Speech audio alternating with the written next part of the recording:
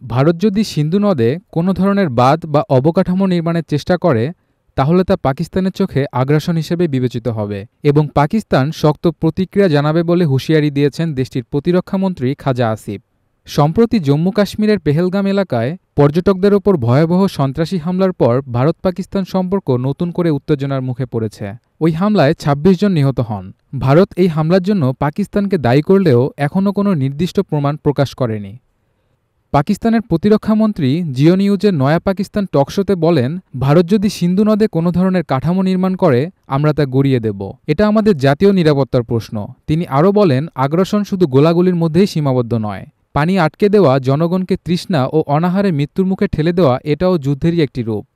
সাম্প্রতিক ঘটনাবলীর জেরে দুই দেশেই একে অপরের বিরুদ্ধে কূটনৈতিক ও প্রতিরক্ষামূলক পাল্টা পদক্ষেপ নিয়েছে। ভারত একতরফাভাবে সিন্ধু পানি চুক্তি স্থগিত করেছে, পাকিস্তানি নাগরিকদের ভিসা বাতিল করেছে এবং ওয়াগা ওয়াটারি সীমান্ত বন্ধ করে দিয়েছে। এর পাল্টা জবাবে পাকিস্তান ভারতীয় কূটনীতিক ও সামরিক উপদেষ্টাকে বহিষ্কার করেছে এবং শিখ তীর্থযাত্রী ছাড়া অন্য ভারতীয়দের ভিসা বাতিল করেছে।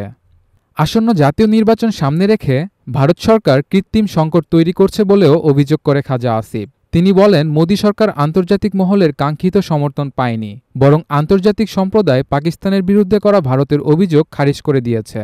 পাকিস্তান আপাতত সরাসরি সংঘর্ষে না গিয়ে কূটনৈতিক ও আন্তর্জাতিক চুক্তিভিত্তিক ফোরামে এই ইস্যুটি উত্থাপন করবে বলে জানান প্রতিরক্ষামন্ত্রী। তিনি বলেন, আমরা সিন্ধু পানি চুক্তিকে ভিত্তি করে আন্তর্জাতিক অংশীদারের দ্বারস্থ হব। ভারতের পক্ষে এই চুক্তি লঙ্ঘন করা সহজ হবে না এবং পাকিস্তান এর বিরুদ্ধে সব ধরনের কৌশলগত পদক্ষেপ নিতে প্রস্তুত। এই বক্তব্যের মাধ্যমে স্পষ্ট হল, সিন্ধু নদ দিয়ে ভারত ও পাকিস্তানের মধ্যে দীর্ঘদিনের পানি বিরোধ নতুন করে উত্তপ্ত আকার ধারণ করেছে।